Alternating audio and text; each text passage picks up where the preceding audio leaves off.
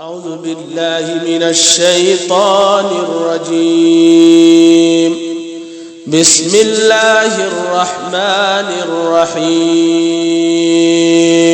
ولقد يسرنا القرآن للذكر فهل من مدكر. اور ہم نے قرآن کو سمجھنے کے لیے آسان کر دیا، تو کوئی ہے کہ سوچے سمجھے. بسم اللہ الرحمن الرحیم. الحمد للہ رب العالمین، والصلاة والسلام علی رسولہ الکریم. اما بعد. رفقہ کرام، چوتھی تراویح میں آپ کا استقبال ہے. اس تراویح میں چوتھے پارے لن تنالوا البر کے 12ویں رکوع سے 5ویں پارہ والمحصنات کے 17ویں رکوع تک تلاوت کی گئی. سب سے پہلے اللہ سے ڈرتے رہنے کی ہدایت، جس نے سب کو ایک ہی جان سے پیدا کیا. تمام مرد اور عورتیں ایک ہی آدم اور حوا کی اولاد ہیں. اسی وجہ سے خدا اور رحم یعنی خون کا رشتہ سب کے درمیان مشترک ہے. انہی دو بنیادوں پر اسلامی معاشرے کی عمارت قائم ہے. یتیموں کے حقوق ادا کرنے کی تاکید کی. اس معاملے میں کسی قسم کی ہیر پھیر اور رد و بدل کو سختی سے منع کیا. اس موقع پر یتیموں کے حقوق کے تحفظ کے نقطہ نظر سے ان کی ماؤں سے نکاح کی اجازت دی. عربوں میں بیویوں کی تعداد پر کوئی پابندی نہیں تھی. اس موقع پر 4 تک تعداد کو محدود کر دیا گیا اور یہ شرط لگائی گئی کہ ان کے حقوق کی ادائیگی اور مہر میں کمی نہیں ہونی چاہیے. وراثت کی تقسیم کے ضابطے کی تفصیل بتائی تاکہ سب کے حقوق متعین ہو جائیں. نمبر 1، میراث میں صرف مردوں ہی کا حصہ نہیں بلکہ عورتیں بھی اس میں حقدار ہیں، اگرچہ ان کا حصہ مرد کے نصف ہے یعنی آدھا ہے. نمبر 2، میراث بہرحال تقسیم ہونی چاہیے خواہ وہ کتنی ہی کم ہو، حتیٰ کہ اگر مرنے والے نے 1 گج کپڑا چھوڑا ہے اور 10 وارث ہیں تو بھی اسے 10 حصوں میں تقسیم ہونا چاہیے. نمبر 3، وراثت کا قانون ہر قسم کے اموال اور املاک پر جاری ہوگا، خواہ وہ منقولہ ہوں یا غیر منقولہ، زرعی ہوں یا غیر زرعی، آبائی ہوں یا غیر آبائی. تمام املاک کو ورثہ میں شرعی طور پر تقسیم کرنا ضروری ہے. نمبر 4، قریب تر رشتہ داروں کی موجودگی میں بعید تر رشتہ دار میراث نہ پائے گا. وراثت میں ہر قسم کا حصہ متعین کرنے کے بعد بتایا گیا کہ یہ تقسیم اللہ تعالیٰ کے کامل علم کی بنیاد پر ہے. تمہیں نہیں معلوم کہ کون کتنا قریب ہے اور کون کتنا دور ہے. نیز یہ احکامات اللہ تعالیٰ کی طرف سے فرض قرار دیے گئے ہیں. یہ اللہ کی حدود ہیں. جو ان پر عمل کرے گا اور سب کو حق شرعی کے مطابق دے گا، اللہ تعالیٰ اسے اپنی بیش بہا جنت میں داخل فرمائے گا، وہ اس میں ہمیشہ رہے گا، اور یہ بڑی کامیابی ہے. اور جو اللہ کے ان احکامات کی خلاف ورزی کرے گا، وراثت سے محروم کرے گا، دوسروں کا مال ناجائز طریقے سے کھائے گا، گویا ان حدود کو توڑے گا، تو اللہ اسے آگ میں ڈالے گا جس میں وہ ہمیشہ رہے گا، اور اس کے لیے رسوا کن سزا ہے. یہ احکامات اس لیے ہیں کہ کوئی طاقتور فریق کمزور کو اس کے حق سے محروم نہ کر سکے اور آپس میں ظلم و حق تلفی کے جھگڑوں کو روکا جا سکے. اس بات کا اعلان کہ عورت مال وراثت نہیں. عربوں میں دستور تھا کہ سوتیلی ماں بیٹے کو ورثہ میں مل جاتی تھی. اس سے منع کیا اور یہ بھی بتایا کہ عورتوں کو دیا ہوا مال ان سے واپس لینے کے لیے تنگ نہ کرو. پھر ان عورتوں کی تفصیل جن کے ساتھ نکاح ناجائز ہے وہ یہ ہیں. نمبر 1، مائیں، نانی، دادی خواہ سگی ہوں یا سوتیلی. نمبر 2، بیٹیاں، پوتی، پڑ پوتی، نواسی سگی ہوں یا سوتیلی. نمبر 3، بہنیں خواہ سگی ہوں، ماں شریک بہن ہوں یا باپ شریک بہن، تینوں اس حکم میں یکساں ہیں. نمبر 4، پھوپھیاں. نمبر 5، خالائیں. نمبر 6، بھتیجیاں. نمبر 7، بھانجیاں سگی ہوں یا سوتیلی. نمبر 8، رجائی مائیں یعنی جن ماؤں کا دودھ پیا ہو. نمبر 9، دودھ شریک بہن. اس امر میں امت میں اتفاق ہے کہ ایک لڑکے یا لڑکی نے جس عورت کا دودھ پیا ہو اس کے لیے وہ عورت ماں کے حکم میں ہے اور اس کا شوہر باپ کے حکم میں ہے، اور وہ تمام رشتے جو حقیقی ماں اور باپ کے تعلق سے حرام ہوتے ہیں رجائی ماں باپ کے تعلق سے بھی حرام ہو جاتے ہیں. نبی کریم صلی اللہ علیہ وسلم کا ارشاد ہے، دودھ پینے سے وہ تمام رشتے حرام ہو جاتے ہیں جو حقیقی رشتوں میں حرام ہیں۔ نمبر 10، ساس بھی حرام ہے۔ نمبر 11، سوتیلی بیٹی جس کی ماں کے ساتھ خلوت ہوئی ہو، اگر خلوت نہ ہوئی ہو تو وہ حرام نہیں۔ نمبر 12، سگی بہنیں، پوتے اور نواسوں کی بیٹیاں حرام ہیں، البتہ لے پالک بیٹے کی بیوی جب متعلقہ یا بیوہ ہو تو حرام نہیں۔ نمبر 13، دو سگی بہنوں کا ایک وقت میں ایک شخص کی نکاح میں جمع کرنا بھی حرام ہے۔ نمبر 14، بیک وقت بیوی اور اس کی خالہ، پھوپھی، بھتیجی، بھانجی کو ایک ساتھ نکاح میں جمع کرنا حرام ہے۔ اس بارے میں اصول یہ ہے کہ ایسی دو عورتوں کو ایک شخص کے نکاح میں جمع کرنا حرام ہے، جن میں سے کوئی ایک اگر مرد ہوتی تو اس کا نکاح دوسرے سے حرام ہوتا۔ نمبر 15، وہ عورتیں بھی حرام ہیں جو کسی دوسرے کے نکاح میں ہوں، البتہ ایسی عورتیں اس سے مستثنیٰ ہیں جو جنگ میں باندی بن کر آئیں۔ ان عورتوں کے ماں سوا تمام عورتیں تمہارے لیے حلال ہیں، بشرطے کہ تم ان کے مہر ٹھیک ٹھیک ادا کرو۔ نکاح کا مقصد عصمت اور عزت کی حفاظت ہو، نہ کہ محض شہوت رانی۔ نکاح کی شرائط کا بیان اس لیے ہے تاکہ معاشرہ بے حیائی، ظلم اور زیادتی سے پاک رہے۔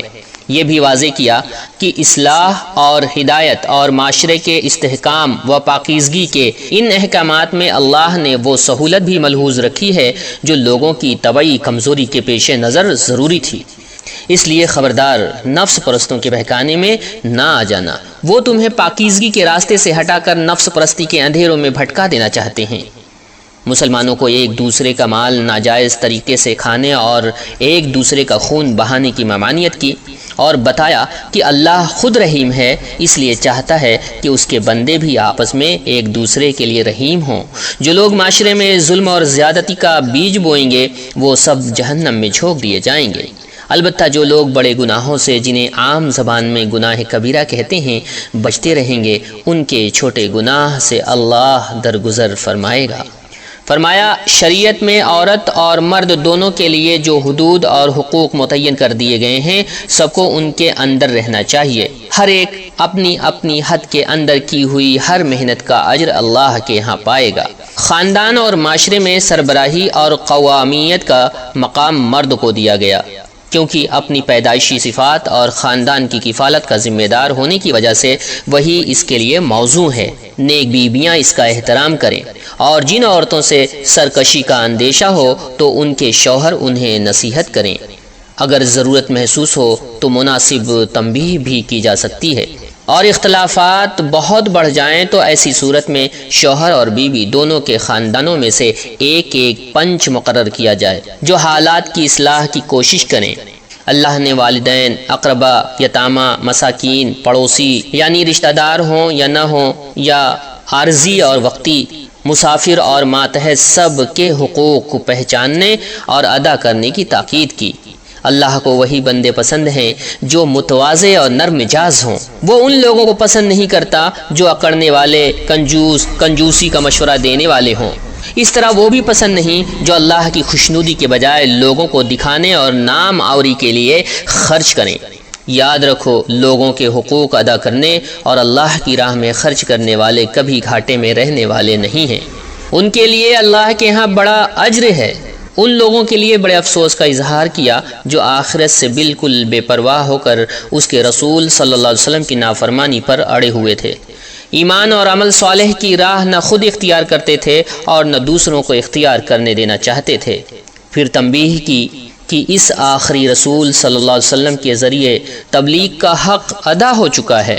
جو اب بھی نہیں سنیں گے وہ سوچ لیں کہ یہ ایک دن ایسا آنے والا ہے جس دن اللہ سب رسولوں کو ان کی صفوں پر گواہ ٹھہرا کر پوچھے گا کہ تم نے اپنی امتوں کو کیا دعوت دی اور انہوں نے کیا جواب دیا۔ پھر یہی سوال اس آخری امت کے متعلق آخری رسول صلی اللہ علیہ وسلم سے بھی ہوگا۔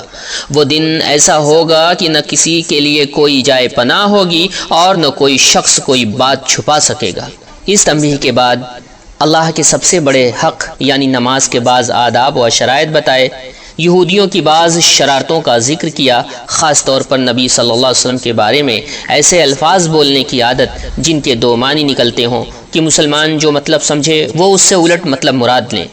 بتایا کہ یہ حرکتیں وہ حسد کے سبب کرتے ہیں، لیکن اللہ نے فیصلہ کر لیا ہے کہ وہ رسول صلی اللہ علیہ وسلم اور آپ کی امت کو کتاب اور حکمت اور عظیم الشان سلطنت عطا فرمائے گا، اور یہ حاسد ان کا کچھ نہ بگاڑ سکیں گے۔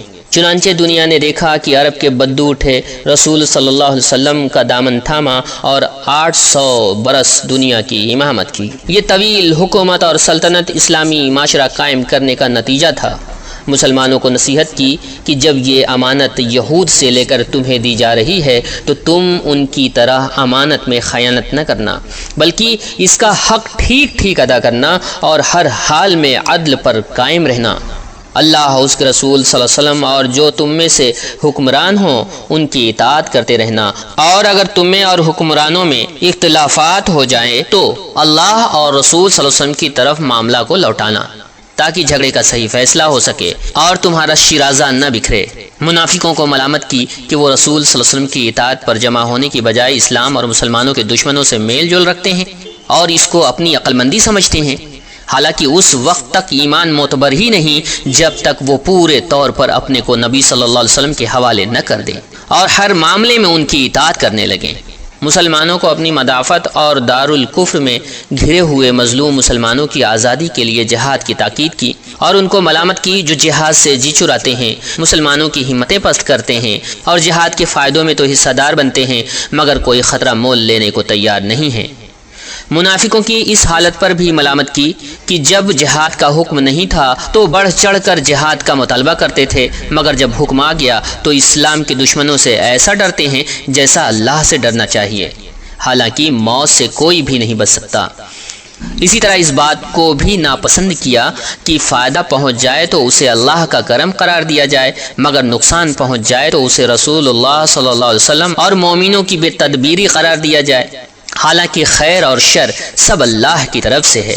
ہاں، شر کا بڑا حصہ اہل نفاق کے اعمال کا نتیجہ ہوتا ہے۔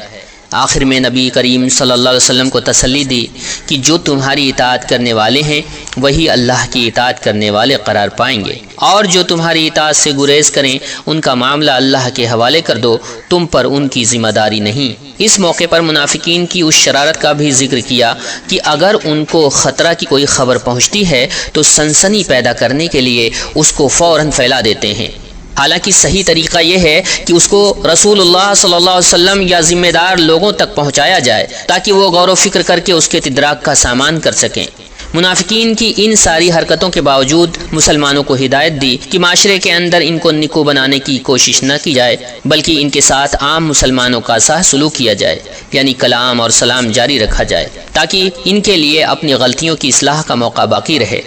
جہاد کے لیے ہر وقت تیار رہنے کا حکم دیا گیا اور خطرے کی حالت میں نماز پڑھنے کا طریقہ بتایا گیا۔ ان مسلمانوں کو تنبیہ کی گئی جو کھلے ہوئے منافقین کے معاملے میں بھی مداہنت برتتے تھے، یہاں تک کہ بعض اوقات منافقین کی حمایت کرنے لگ جاتے تھے۔ فرمایا، پیغمبر علیہ السلام اور اسلام کے خلاف منافقین کی سرگوشیاں اور سرگرمیاں اور اسلام کی راہ چھوڑ کر دوسری راہ اختیار کرنا کوئی معمولی جرم نہیں ہے۔ یہ چیز اپنی فطرت کے لحاظ سے شرک ہے اور شرک اللہ تعالیٰ کبھی معاف نہیں فرمائے گا۔ اللہ کے ہاں جھوٹی آرزوئیں کام آنے والی نہیں، بلکہ ایمان اور عمل صالح کام آنے والا ہے۔ آخر میں سختی سے آگاہ کیا کہ منافقت اتنا بڑا جرم ہے کہ منافقین اور کفار دونوں کا ٹھکانہ جہنم ہے۔ چوتھی ترابی کا بیان ختم ہوا۔ اللہ تعالی ہم سب کو قرآن پڑھنے، اس کو سمجھنے اور اس پر عمل کرنے کی توفیق عطا فرمائے، اور اللہ تعالی اس کی برکتوں سے ہمارے شہر، ملک اور عالم اسلام کے حالات کو تبدیل فرمائے، آمین۔ وآخر الدعوانا ان الحمد للہ رب العالمین۔ وَلَقَدْ يَسَّرْنَا الْقُرْآنَ لِلذِّكْرِ فَهَلْ مِن مُّدَّكِرٍ صدق اللہ